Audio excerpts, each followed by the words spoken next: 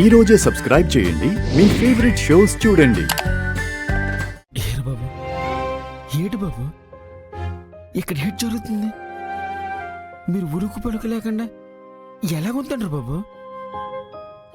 ఆ పిచ్చి మధ్యలేమో మౌనంగా ఉంటుంది, మీరేమో తలంచుకొని ఉంటారు. ఏడు బాబు ఇది? ఏం చేయాలరా? పరిస్థితులు నా చేతులు కట్టేశాయి. జరిగిన సంఘటనలు నా నోరు నొక్కేశాయి. కదిలే కాలం నా గతం తాలూకు నిజాన్ని గొయ్యి తవ్వి సమాధి చేసేసింది. ఇప్పుడు నిజాన్ని సమాధి చేస్తేనే ఈ కుటుంబం కలిసి ఉంటుందమ్మా. మీరందరూ సంతోషంగా ఉంటారమ్మా. మా సంతోషం కోసం, మేం కలిసి ఉండటం కోసం లక్ష్మి స్వార్థం అనే గుణాన్ని మర్చిపోయిందిరా.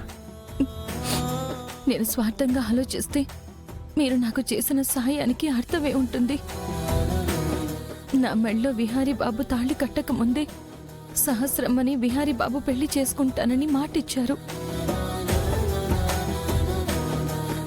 ఇచ్చిన మాట నెరవేర్చానని అందరూ ఆనందంగా ఉంటే, ఇష్టం లేని పెళ్లి చేసుకున్నానని, నేనిష్టపడే లక్ష్మికి అన్యాయం చేశానని నాలో నేను నరకం అనుభవిస్తున్నానురా.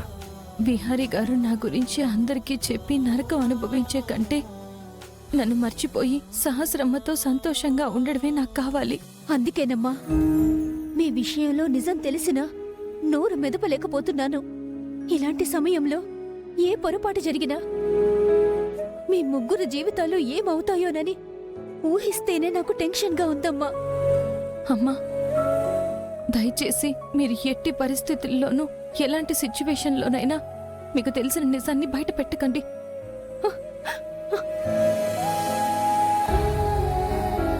లేదురా, ఈరోజు ఈ నిజం ఎవరికి తెలిసినా తెలియకపోయినా సహస్రకి నేను ఈ నిజం చెప్తాను.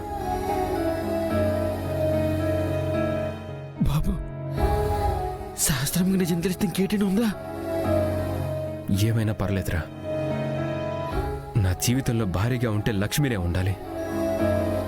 సహస్రని ఇంకా ఇంకా ఆశ పెట్టి మోసం చేయలేను. అందుకే తను అగ్రెసివ్ అవ్వకుండా జాగ్రత్తగా నిజం చెప్తాను. బాబు, ఈ నిజం వెనకాల ముగ్గురు జీవితాలున్నాయి. ముఖ్యంగా లక్ష్మమ్మ ప్రయాణమే ఉంది. ఏమాత్రం తేడా వచ్చినా లక్ష్మమ్మని ఏడు చేస్తారని భయంగా ఉంది. ఏమీ కాదురా, సహస్రకు అర్థమయ్యేలా నేను చెప్తాను. ఈ సమస్యకి ఇదే పరిష్కారం. ఈ సమస్యకి పరిష్కారం లేదమ్మా. వసుదా, ఇలా రా. వస్తున్నా వదినా.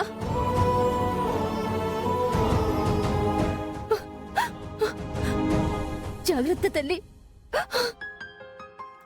ఈ క్షణం తెలియని బాధను మోస్తూ